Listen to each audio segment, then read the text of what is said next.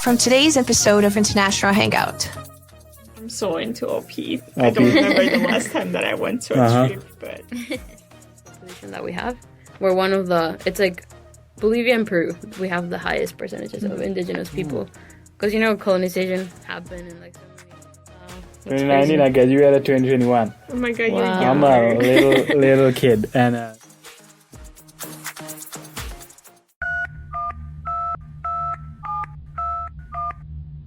From internationals for the internationals, this is International Hangout.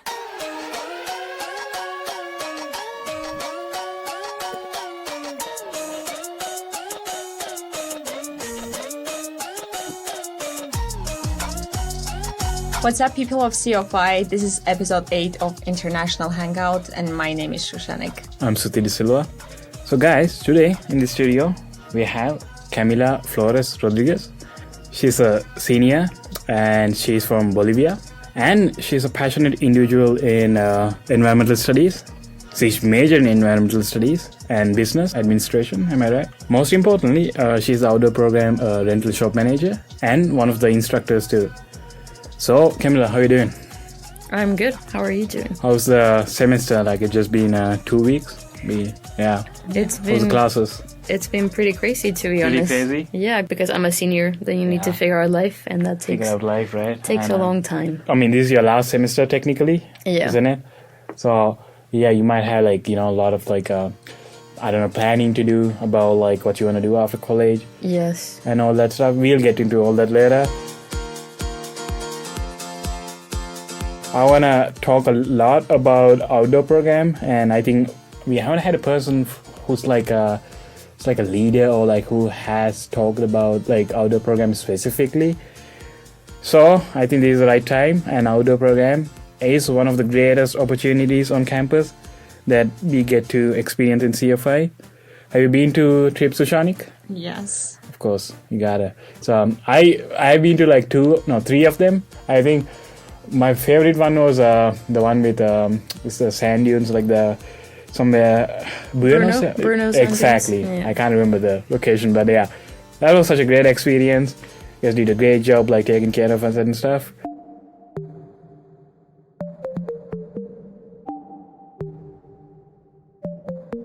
More than anything, actually, I want to ask you first how you got involved with being a instructor and all that stuff, because I know people get to experience these OV trips, but they probably don't know how you become a leader or how you become one of the instructors and all. How did you do it? Well, so I went on a trip during my sophomore year because I did my entire first year online, so I wasn't here. Mm-hmm. And then during my first semester, I went on a trip to Moab in Utah. And I just signed up because I didn't know many people back then, but I just knew that I wanted to go because it looked like a very cool place. Mm-hmm. It was 5 days long, and I loved the trip. I loved the leaders, everything. It was great. So then I came back, and I was told that they were students. I actually thought that some of my instructors were just staff members, but they turned out to be students, and I thought that was pretty cool. So I talked to Biggs, who at that time was the director of the OP. He's not longer. He doesn't work at CFI anymore. Now it's Poe. But I talked to him, and then he told me what I needed to do to become a part of the OP. So one of the requirements was for me to take the Wilderness First Responders course. Mm-hmm. So that was offered the next semester. So I ended up taking that course. And that was very, very intense. You literally learn to take care of someone, keep someone from dying if you're out in the field. Mm-hmm. So yeah, that was pretty cool, pretty intense. And then you just have to go on trips. Things have changed. When I started, you would have to go on 3 trips as a participant, 3 trips as a trainee, 3 trips as an assistant, and then you would become an instructor. But things are very different now. Now we just kind of assess people depending on how much they know. Because we do get people that have a lot of experience on the outdoors. Yeah. So they might be more ready to become assistants faster than other people that don't have much experience. Uh-huh. So I didn't have that much experience leading trips. I think I needed to learn more technical skills. So it took me, I guess, longer than other people to become an instructor. Because I needed to get a lot of training, do the woofer and everything. So it's been a whole journey. And anyone who's interested and would like to commit to the OP then they can definitely do it. I mean, I wasn't aware of like the whole process you guys have. It's actually great. I mean, people who participate in the trips, like they might not see like, you know, the whole process and stuff, but it's great to see like you guys have a huge process and you guys pick and select like, you know, who could be responsible, you know, who are the responsible individuals, who has the courage to like kind of take care of someone who has the capabilities and all. That's great. And something else that I would like to add. So I think the way it works now, like now it's way more personalized. So if you're interested, then you need to fill out a form, and then kind of like it's like an application for a job, and then you send your resume, and then you're gonna have an interview with Gabby and Poe, who are in charge of the OP, and then you're gonna have an interview with 2 or 3 instructors. So you're gonna have different interviews. And then you're gonna do some assessments, and then we usually use those assessments every semester. So you see how much you're progressing, or like where do you need to work on and everything. So we do have like at the end of every semester, Poe and Gabby meet with each of us, and they're like, okay, this is your assessment. This is what your co-instructor said about you. You know, maybe you need to work on this. Maybe we're not super good on this trip. And it's like I think it's a very healthy environment. We do give each other a lot of feedback. And which is very necessary because otherwise you don't know how to improve. Do you find it like stressful sometimes? To give like, feedback? No, I just like I feel like it's a lot of work. Do you feel stressed sometimes? Like when definitely, it's a lot of work because then you technically, I mean, you have a trip on the weekend or like it's a day, but then you're planning it for maybe a month or maybe weeks. So it's like a lot of work, and it might be stressful because there are so many details that go into it. Like you have to look at the participants' information. You know, if someone's allergic to something, like you need to be prepared for it. If someone's taking medication, how much experience do people have? You need to like do the itinerary. You need to know how far you're going. You need to have like the address to like the closest hospital. We even like print out maps in case like our phone dies or we don't have like signal. Like we have to be prepared for everything. Like if we're going into a place that has like no signal at all, we're taking like SAT devices. We're doing everything that goes into it is pretty crazy. And like when you're out there, we use those SAT devices to like communicate with campus safety, with Poe. And for example, if we're out on the mountain, there's no signal. And we don't send a message until like 12 a.m. at night. They might just come looking for us, you know, because like we have a whole mechanism that's like we have to send like we're okay, because otherwise they don't know what's gonna happen to us, you know. And it's like, and we have a lot of rules. Like for example, many times that we go on trips, like we go backpacking, we might not let people swim because that's a huge risk. So we have something called expedition mentality. So when you go out, it's like, you know, swimming might be great and we're gonna have fun, but then if someone gets injured here, it's gonna be impossible to get this person out because we have to hike out with like I don't know how many kilos on your bag and then up and down mountains. So like we just it's a lot of different things. But we do have like we do something called risk management before we go on a trip. So we write down all the possible risks and then we write down ways that we can manage the risk. So for example, for this one, we did have like a med kit with us. So we have all the tools that we would need if anything would end up happening. And then we have like, you know, the SAT device if we need to contact someone and something happens. And we had the people and we had like a bus. So it's like you try to be as prepared as you can be for any emergency. It's just, I know there's a lot of things they put into like kind of prepare a trip for people to enjoy and stuff. I didn't think of it this in detail, and you guys have to make sure, okay, you guys have these devices to, you know, make sure, okay, if you don't get any signal, and you know, these are very complicated, and at the same time, like you guys have given the train and they also select, you know, we have a procedure. Wow, just a lot of work, and I think I'm just grateful like you guys can keep up like, you know, such a complicated and at the same time such a beneficial program for CFI students. And like by the way, listeners, I welcome all of you to like you know, be involved with more and more trips. So I think we have 2 more trips this weekend. Yeah, so tomorrow we're having a tubing trip and on Saturday we're having a skiing trip. And something I would also like to mention, it's like it is a lot of work, but I think all the leaders, we really love what we do. So it's like so much work. And you might get paid very little or not paid at all if you're an assistant or a trainee. But we all really love what we do. And it's like, I think that's what, you know, people that go on trips also love being outside in nature and everything. And it's like, it's really worth it. Like, I've planned trips that have made me so stressed because there are so many details.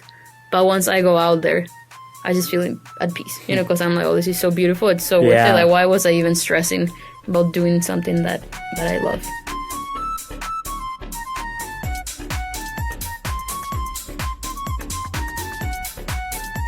So, what is your favorite one so far? Favorite trip of Favorite trip?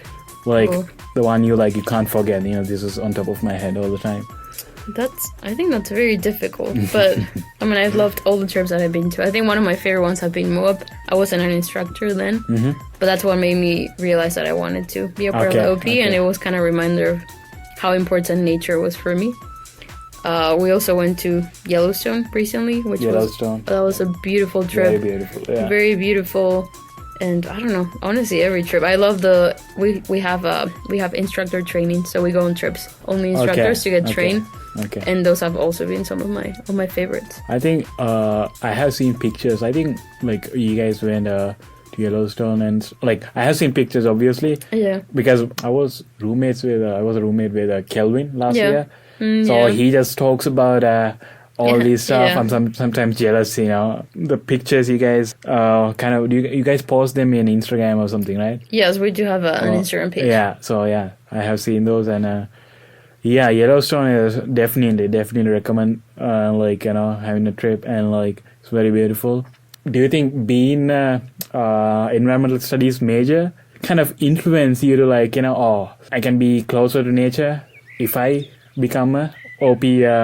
I don't know. Do you think it's kind of like it worked both ways? Maybe Like connected. Do you think? I think definitely. I think they're both big part of my personality and my lifestyle. Okay. I guess like I was sharing with both of you earlier. Like I cannot be inside for too long. Like even if it's super cold, like I need to go on a walk. Like I need to see trees or nature, and I don't know, just like be out there, because that really helps me to be sane, I would say. Yeah. Otherwise, I could not just like be doing work and not taking breaks and everything. So definitely for me, because I love going into nature, and then I think environmental studies helps you so much in understanding nature and like understanding how you're a part of the environment, how everything's connected, and like you go on a trip and then you don't only see a mountain, then you see all the processes that happen to create a mountain, or everything that affects that mountain, and how the cities are connected to them.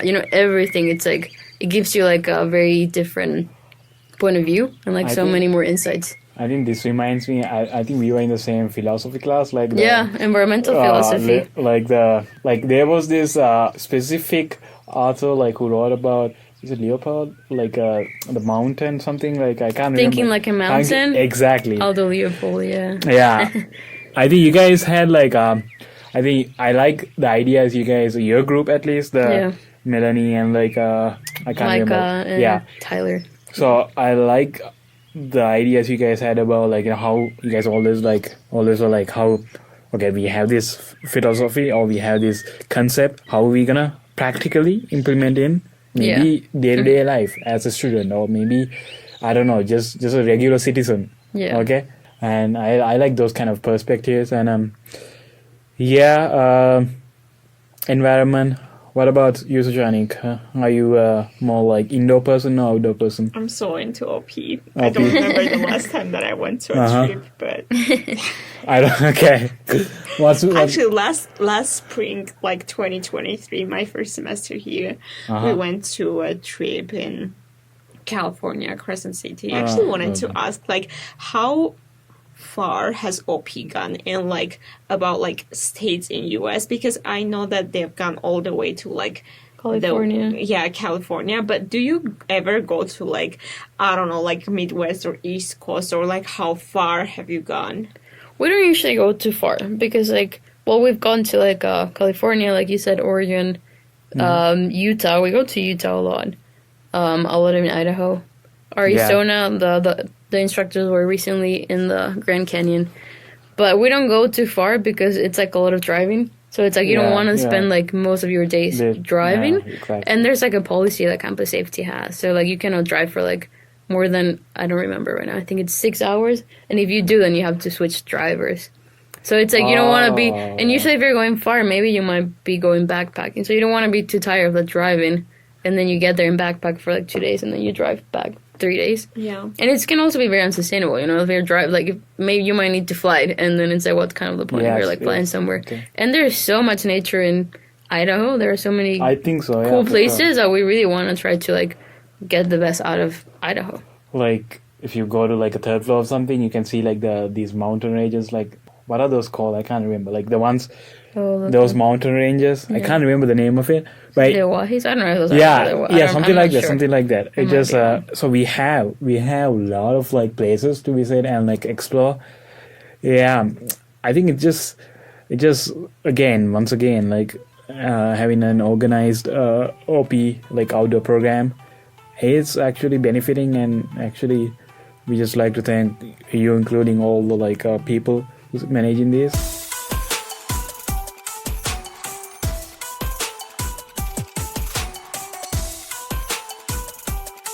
I know you're an international student. You're from Bolivia.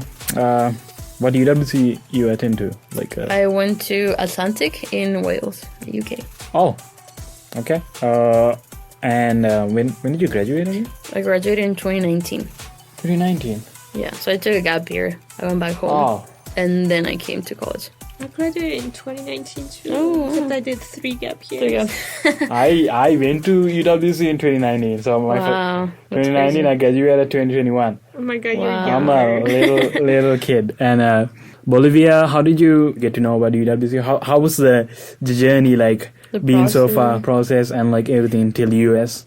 I don't know. I always wanted to go abroad because I wanted to learn about different cultures. But I had researched like opportunities for college, and there are not many scholarships Uh-huh. because I could not pay for it. And so I had decided to go abroad for a master's because then they do have a lot of scholarships, especially for Latinos. So I was like, okay, then that's a good opportunity. But then during my junior year of high school in Bolivia, I remember one girl that was a senior.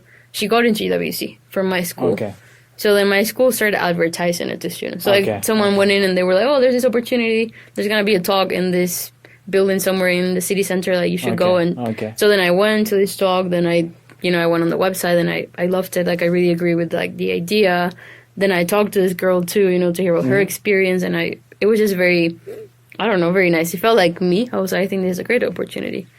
And then I applied when I was in my senior year because in Bolivia, our school year starts in February and then it ends in December because it's like the southern hemisphere. Oh, damn. So it's different. So like I had to apply in January.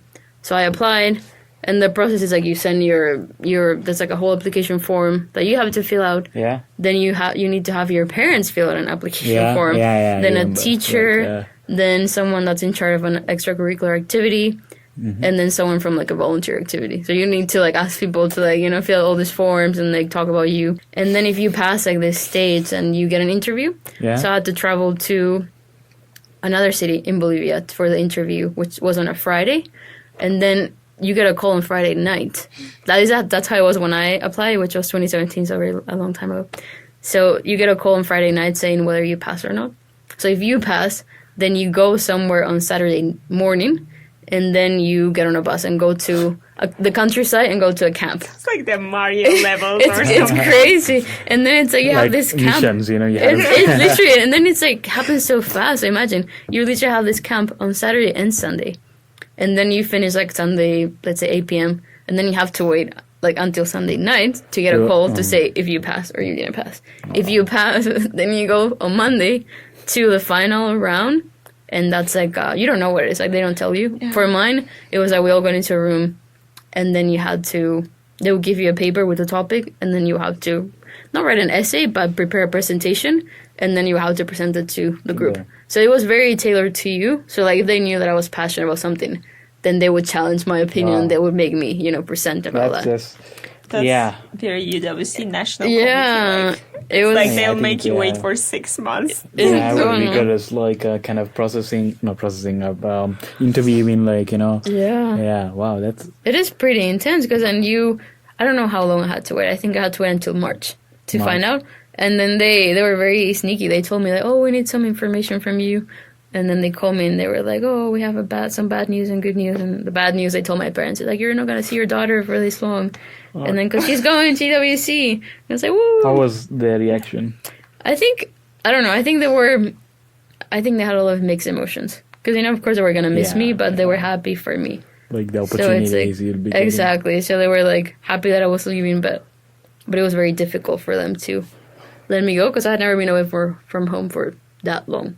Okay. So yeah. Far.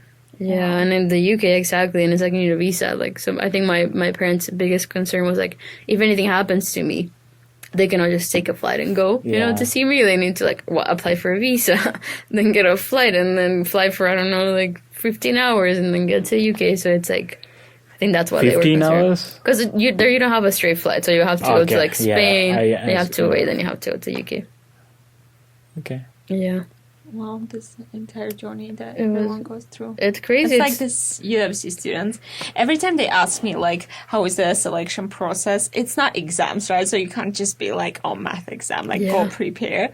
And then you have to be, like, explaining this, like, rounds of, like, Everything, essays, yeah. Skype interview, and then, like, one thing. interview. And then Yeah. nobody gets what you're saying because it's, like, it's not, like, a standard exam selection process. So, like, I always have to do this, like, long voice messages to people who are asking me about Explaining. it, like, explaining in Yeah. detail. But I think I liked it about that because, like, I would say I've been involved with my national committee for, I don't know, I think ever since 2021. And it is the hardest thing to choose It is. kids and to, like, give points. Especially when you see like yourself in those kids because you were applying to UWC like once in your life and now you have to like make a fair judgment. It's not easy at all. Like it's like I almost wouldn't want to do it, but I got involved in it. It was like nice, but also seeing other kids that didn't get accepted. It's so tough. Yeah, I helped. I was part of my national committee too, and we were doing the same.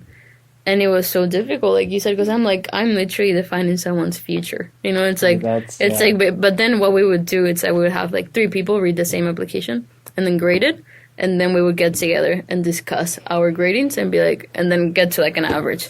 So it was less biased because maybe like you were saying, I would see myself in this, I want them to get the place. But then maybe the other person was like, no, I don't think they should go. I always just ask the most like politically controversial questions to this like 16-year-old kids. Oh god. Then interview was like, what in the hell? Like, you want to get political, Shoshani? I don't know. Okay. I think it's time we talk about Bolivia. Okay, go for it.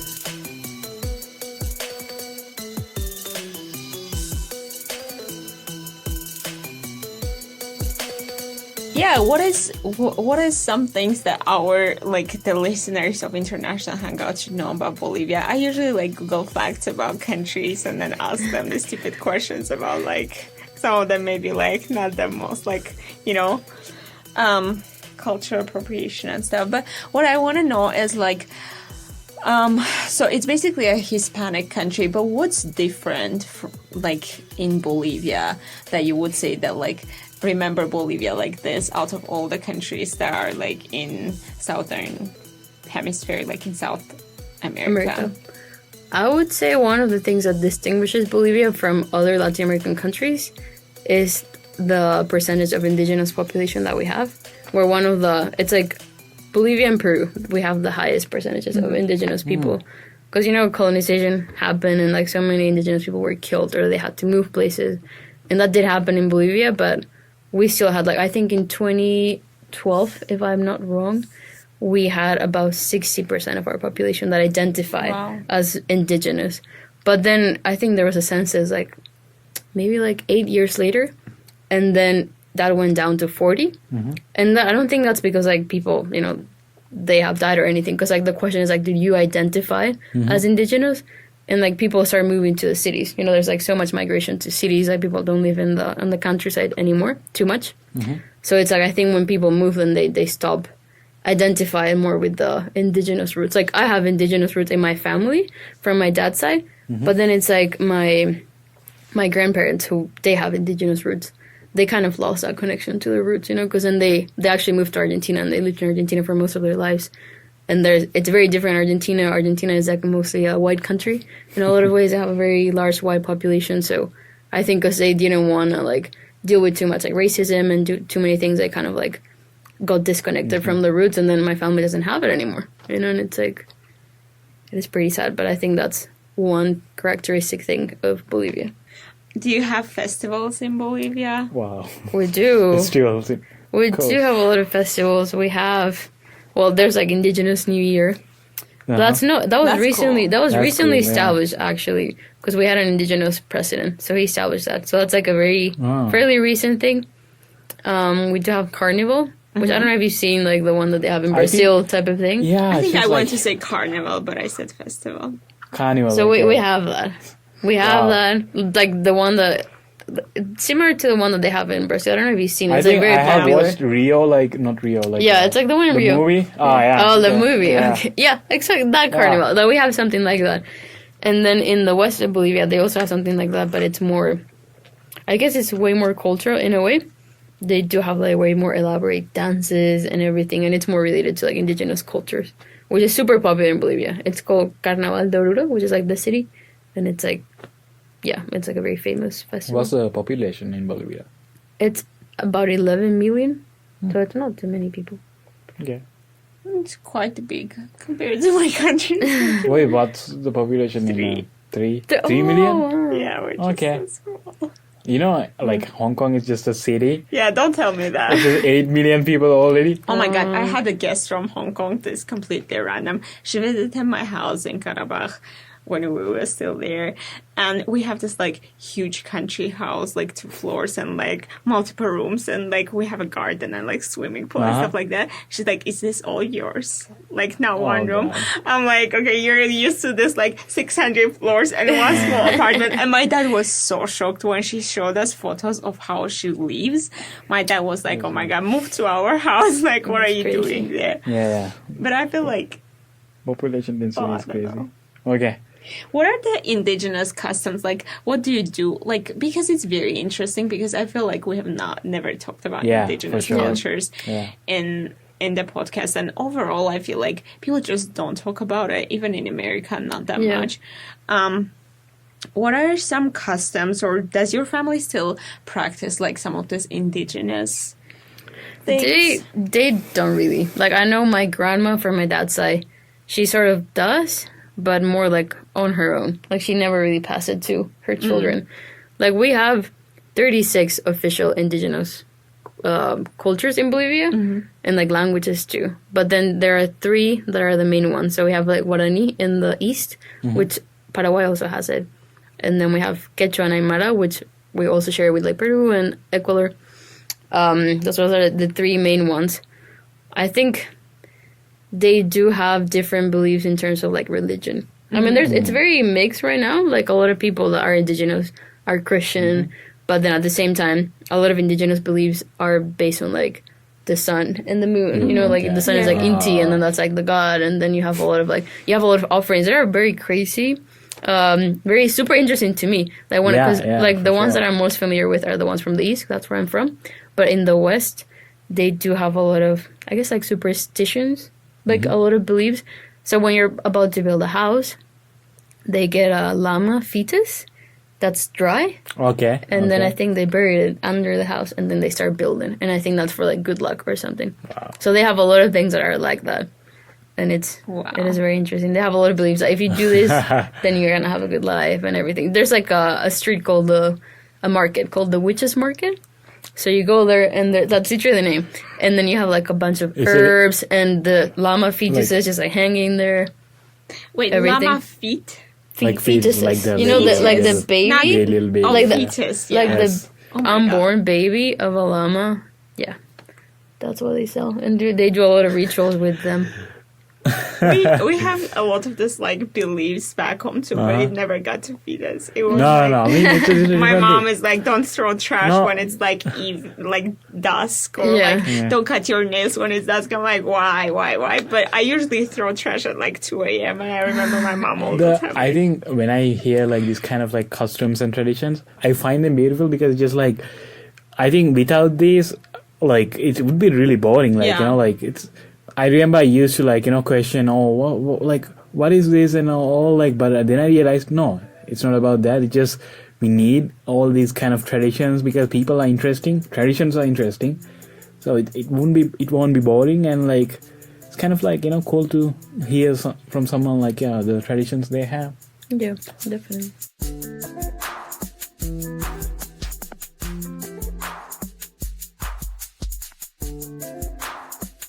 Yeah, can you tell us more about the Gibson Honors Program? So the Gibson Honors Program, it's a program that has been running for I'm not sure how long, like probably more than 15 years. And I guess the whole idea behind the program, it's like to provide funding so that you can expand your education. So it can be any way you want. So for example, you need to take classes.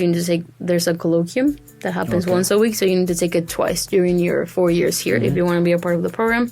So you need to get invited. They usually send you an email that you can apply. And then if you apply, then they review your application and everything. And then if you're a part of the program, then you get the opportunity to apply for a grant of $2,500. But you need to consider that there's taxes. Okay. So taxes, that counts as income. Of course. And it might take up to like 40%. 40%. So it gets like lower. But it's like, for example, if you want to do research on campus and have like no resources, then you can apply for the grant and be like, I just need to buy some materials, and you can use that money for that. Or if you want to go to a conference that, it's so interesting, you want to learn about that topic, and you might need to pay for like your flight ticket and the conference price, and that you can use it for that. In my case, I use my Gibson Honors Program money to do an internship abroad.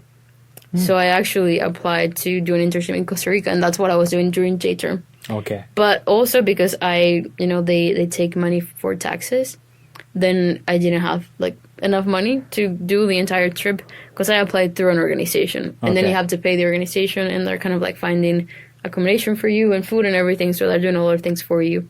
So I had to pay more. So then I ended up talking to like the HIPS department, and then I applied for another award. And with those 2 awards, I was able to do this program. So it's like, I really do encourage people, if you do get invited, to like apply to this program, because like at first I was like, why am I even gonna be, like, I didn't know what it was. I was like, why are they inviting me? Is it because I have good grades and they just want me to be a part of it? But then I realized, that they just don't want money to be like something that would stop you from getting educated, like, because maybe exactly from getting an opportunity. So that's kind of like the whole idea behind the program, like get opportunities, learn more, and that's how they help you. Okay. Yeah, especially I think for international students, like, we don't, like, a lot of study abroad trips might be very, very expensive, and it might be harder, like, they might not be tailored to like international students. Like, a lot of the times they don't know how visas work and everything. So I think for this one, I was able to do it on my own, and it was easier, and it was cheaper too, and I got the money. Yeah. Wow, that's impressive.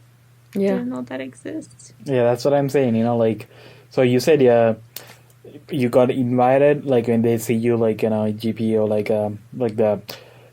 your like academic achievements and stuff, then they invite you, or like how did the kind of the whole thing start? Like, is it like so you got an email? Is that what you get said? An email? Okay. Like, I know you can start from your freshman year, but I didn't start from my freshman year. I didn't even know about the program. Okay. And I got an email during my sophomore year being like, there's this program and you have been selected to apply, which is like many people. I think it's based on your GPA, and maybe if you're involved on campus, like, or maybe it's just your GPA. I'm not sure.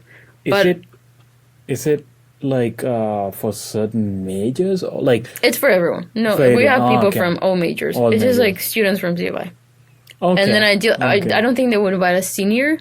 Because like you don't have much time to do the 2 colloquiums, so probably you either get invited during like freshman, sophomore, junior might be the latest that you can apply for it. Yeah. Something for like maybe freshman and sophomore listeners to like look out for. If you get an email, this is a great opportunity. Go for it. I think there's just many opportunities. Don't be apathetic like me. Get involved in campus. Yeah, we got to hear some interesting stuff today, so try that. So recently I got this email about this environmental leadership initiative, and I didn't know about it that much, so I felt like you might have more knowledge on it. Do you want to explain? Yeah, so the Environmental Leadership Initiative, which is also referred to as ELI, it's as the name says, an initiative run by the Environmental Studies program. Okay. So the whole idea behind it, it's like they want to encourage people to become environmental leaders. Okay. So for example, you can, and it's a grant, so you will get money So I actually applied last year, and I ended up getting the ELI for the year, and I was able to do a project back home. So I established like a recycling system in a school, and I was working on that the entire summer, cool. which was great because I was literally working with kids, with teenagers, with people like kids from like 6 to 18 years old, and then we're giving workshops. Like we ended up giving workshops to like almost like more than 1,000 students. Then I was able to work with like some nonprofits for my city and everything, and it was a great opportunity. And I was able to, you know, improve my environmental leadership and like learn from all these other people. So it doesn't have to be a project. So for example, if you, like I mentioned before, like you want to go to this conference in which there are going to be many environmental leaders that you admire, and you want to meet them and learn from them, but it costs money and maybe it's in a different state or country, you can apply for this grant and be like, I think that this conference is gonna, you know, help me improve my environmental leadership skills. So that might be one. Or if you wanna, like I know Jacksoni got it 1 year too, Sonam got it too. I know they both did projects back home. So it's like you can do, as long as it's something that helps you become a better environmental leader, then you can apply for it. So it's not only for environmental studies majors. It's open to everyone. That's why you saw the email, like they send it to the entire school. Yeah. And this year they have actually increased the grant. Like when I think the maximum was 2,000 last year. This year is 5,000. So if you want to do a project, or if you want to, there's a cool opportunity that you think it's going to help you be a better environmental leader, then I think this is a great opportunity to take, definitely. Yep. Wow. And you know, like I did it back home, so it wasn't like much money in the US, but because of the currency, like it was so much money in Bolivia. I mean, so I was able to do so much in Bolivia. I think $5,000 is like it's a lot for me. It's a lot of money. Maybe for you, it's not a lot of money in here. Like if I was doing the same project in the US, I could have not have done it with that amount of money because everything's so expensive. Yeah, but because I did it back home, it just became so much money, and I was like, wow. Makes sense. Just like for me, $5,000. It's still even here. It's a lot. Well, of money. I didn't get 5,000. You know, mine the maximum was 2,000, and I didn't even get the 2,000, so it was way less. Yeah.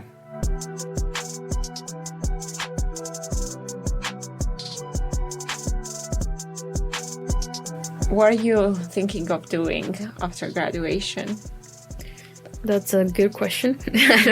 I don't exactly know. Like I know for sure that I don't want to go to grad school yet. I definitely want to do a master's at some point, but not yet. Like right now, I'm doing environmental studies and business administration as my majors, and I think they're both very broad majors. Like you learn a lot of everything, and it's like I want to have more like in-depth knowledge about maybe one area. And it's like at the moment I like different areas, so I do want to get some experience and work and kind of have a better understanding of what I like and what it is that I want to do. So I don't know, it's right now my life is very uncertain. I would either stay here, might do OPT for a year. I don't think I would do it for longer, but I don't know. And just get some experience. Definitely want to go back home for a while, and then might go do a master's somewhere else, and then we'll see what happens with life. Was your career choice connected to like solving any issues, like specifically in Bolivia or in the world? Because for many people, like their career choice is just to be a successful individual. For some, it's very like location specific. Like for me, for example, I chose my career like basically because I see myself doing stuff for my country, like in politics specifically. So like, was your career choice made because you saw some environmental problem in Bolivia, or you saw that like this sphere is so like unexplored, or it needs people who are professionals in this field? Like, how did you come to this? I don't know if it would be super specific to Bolivia, but definitely to the things that I was exposed to in Bolivia. So, for example, I think, like, I'm very interested in working with, like, nonprofits that focus on the environment. And I think when I was younger, and I would see, even, like, with businesses that focus on the environment. Because when I was younger, I would, you know, hear and read about all these companies and how, you know, like, the CEOs were making millions of dollars. And then there were people in the same company that were, like, not even making minimum wage. And I was like, you know, like, everything in, like, something in Bolivia, for example, we have so many indigenous people. And the big part of the indigenous beliefs is, like, Mother Earth. So we believe, like nature is like a big thing. And then it's even a part of the Constitution. Wow. But then the politics is like the opposite. Like you have like the government burning the forest, allowing people to go into like areas that are supposed to be sacred and everything. So I was like I think I was always exposed to like, there's just so much natural beauty, and Bolivia has like so much nature. And I was like, the way we are like running this, like, the way things are, it's just like, it's just not right. The way companies run, the way, the government runs everything. So I really wanted, like you were saying, like, I really wanted to have the skills and the knowledge to be a part of it, to like, I ended up working with WWF in Bolivia. And I love the work that they did. They focus a lot on education, which I feel was very important, because like, I did see, a lot of kids like learning about this and actually wanted to take action and wanted to do things. And I don't know, they do a lot of research and kind of like show things that maybe the government doesn't want you to know. And I was like, that's very, very interesting. And that's something that I would like to do, to be able to go back home and do something right. Whether it's like running a company that's like focused on the environment and people, being like socially and environmentally sustainable. Okay. Which I think is very important to me. Is it like a big part of the tourism in Bolivia? Like, does like nature and like visiting? I don't know. I mean, do you have like national parks, or like how much money does this bring to Bolivia? Is it like, because what's the economical model? Is it a part of the economical model back home? Not really though, because the thing it's like, it's more. I guess like it's more like primary. Bolivia is more like a primary producer, so it's like we're producing primary resources. So we have a lot of natural gas, there's a lot of like meat, there's a lot of crops and everything. So it's like we have so many national parks and we have so many of everything, but I don't think the government invests too much in like making trails. For example, I would love to go hiking, but when I was a kid, there were not really established trails that you could just go and hike. It was very like, it's so dangerous, like especially if you go alone, then you might run into someone that might do whatever to you. And it's like, now it's becoming more popular, and now like I think the government is investing more in like having trails and making national parks more accessible. Tourism to it, but it's not a huge part of the economy. No, I see. Because like we do have WWF too. Is it WWF? Yeah. Right. Because it takes like with like nature becoming a big part of the economy and like the tourism, it takes so much effort to keep it like clean and sacred and like people not ruining it, because every place that becomes like a popular touristic place, it also brings the risks of potentially getting ruined because of all the I don't know, like trash thrown into the rivers, or like people just ruining this ecosystem.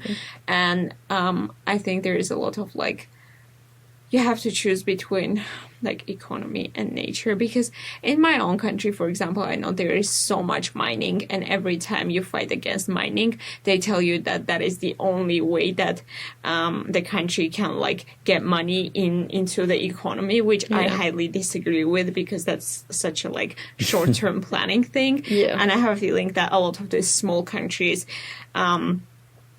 do have like, very often they face this like, they have to choose between economy and like keeping their nature like sacred, as you said. Yeah, I think that's very interesting. Yeah, I don't like, study that, but that's interesting. In Bolivia, like what is it? Agronomy is like such a huge part of the economy. So we export so much meat to China.